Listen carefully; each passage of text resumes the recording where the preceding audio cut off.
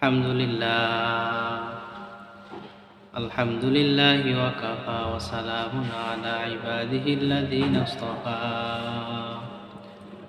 আম্মা বা'দু ফাআউযু বিল্লাহি মিনাশ শাইতানির রাজীম বিসমিল্লাহির রাহমানির রাহিম وقضى ربك ألا تعبدوا إلا إياه وبالوالدين إحسانا صدق الله مولانا العظيم اللهم صل على محمد وعلى آل محمد كما صليت على إبراهيم وعلى آل إبراهيم إنك حميد مجيد اللهم بارك على محمد وعلى آل محمد كما باركت على إبراهيم وعلى آل إبراهيم إنك حميد مجيد الحمد لله রব্বুল আলামিনের দরবারে অসংখ্য অগণিত শুকরিয়া যে রব্বুল আলামিন আমাকে আপনাকে ভালো রেখে সুস্থ রেখেছেন, এর জন্য বলি আলহামদুলিল্লাহ। আমি কোরআনে কারিম থেকে একখানা আয়াত তেলাওয়াত করেছি। রব্বুল আলামিন পবিত্র কোরআনের মধ্যে বলেন, ওয়াকাদা রাব্বুকা আল্লা তা'বুদু ইল্লা ইয়্যাহু ওয়া বিল ওয়ালিদাইনি ইহসানা। রব্বুল আলামিন পবিত্র কোরআনের মধ্যে বলেন, তোমরা আমার ইবাদত করো, আমার বন্দেগী করো। আমার ইবাদত করে তোমরা মা বাবার খেদমত করো, পিতা মাতার খেদমত করো।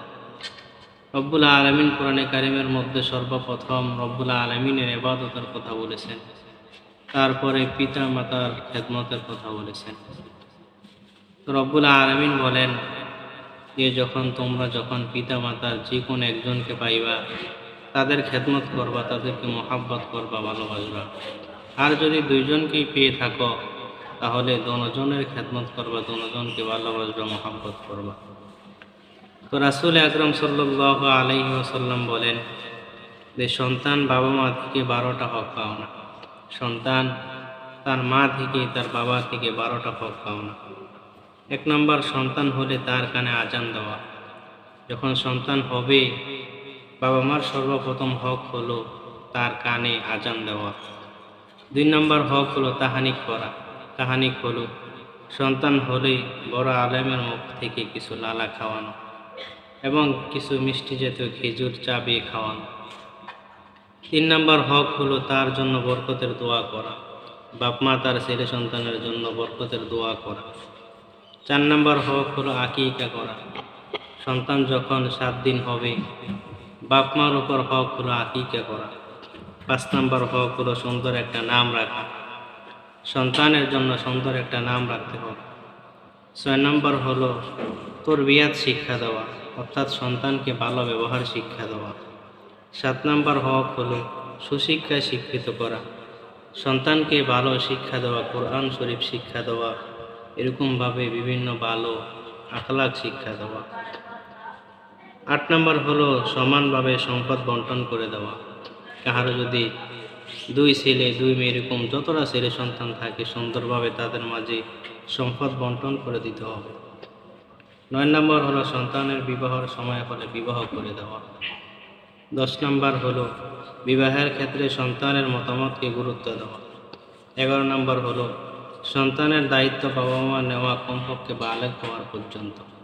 সন্তান বালেগ হওয়া পর্যন্ত বাপ মা তার দায়িত্ব নেওয়া। 12 নম্বর হলো সন্তানের বিরুদ্ধে বদদোয়া না করা। বাপ মা সন্তানের জন্য সবসময় দোয়া করা। বাপ মা যখন বদদোয়া দেয়, সন্তান ধ্বংস হয়ে যায়। এতক্ষণ আলোচনা হয়েছিল সন্তান বাবা মা থেকে 12টা হক পাও না। এখন আলোচনা হবে বাবা মা সন্তান থেকে 14টা হক পাও না। সন্তান থেকে বাবা মা 14টা হক পাও না। 1 নম্বর, জীবিত থাকলে 7টি হক পাও না। 1 নম্বর, অন্তর থেকে মহাব্বত করা। সন্তান বাবা মাকে অন্তর থেকে মহাব্বত করতে হবে। 2 নম্বর, মনে প্রাণে মহাব্বত করা। 3 নম্বর, তাদের হুকুম মানা। 4 নম্বর, বাপ মার খেদমত করা। 5 নাম্বার তাদের প্রয়োজন পুরা করা। 6 নাম্বার তাদেরকে শান্তিতে রাখা। 7 নাম্বার বাপ মা দূরে থাকলে তাদের খোঁজ খবর নেওয়া। এগুলা হলো জীবিত থাকলে 7টি হক। আর যদি বাপ মা মরে যায় তাহলেও 7টি হক। 1 নাম্বার তাদের জন্য রহমত ও মাগফিরাতের দোয়া করা, তাদের কবরের কাছে কবর জিয়ারত করা। 2 নাম্বার নফল ইবাদত করে তাদের কাছে পৌঁছানো। 3 নাম্বার তাদের আত্মীয় স্বজনের খোঁজ খবর নেওয়া। 4 নাম্বার বাপ মার কোনো ঋণ থাকলে তা আদায় করা। 5 নাম্বার বাপ মার কোনো অজুহাত থাকলে তা পুরা করা। 6 নাম্বার কবর জিয়ারত করা, বাপ মার কবরের কাছে আল্লাহ তাআলার কাছে গিয়ে দোয়া করা, তাদের জন্য ক্ষমা চাওয়া। 7 নম্বর নামাজ ও রোজার কাফারা থাকলে তা আদায় করে দেওয়া। অনেক সময় দেখা যায় বাপ মা দুনিয়া থাকা অবস্থায় ওদের নামাজ এরকমভাবে রোজা কাজা থাকে, এগুলো আদায় করে দেওয়া জন্য রাসূল আকরাম সাল্লাল্লাহু আলাইহি ওয়াসাল্লাম বলেন যে তোমরা যখন বাপ মাকে পাবে তাদের বেশি বেশি খেদমত করবে। বাপ মা যখন দোয়া করবে রব্বুল আলামিন তাদের দোয়াকে কবুল করে ফেলবে। এজন্য আল্লাহ পাক রব্বুল আলামিন আমাদের সবাইকে বাপ মার খেদমত করার তৌফিক দান করুক। সবাই বলি আমিন।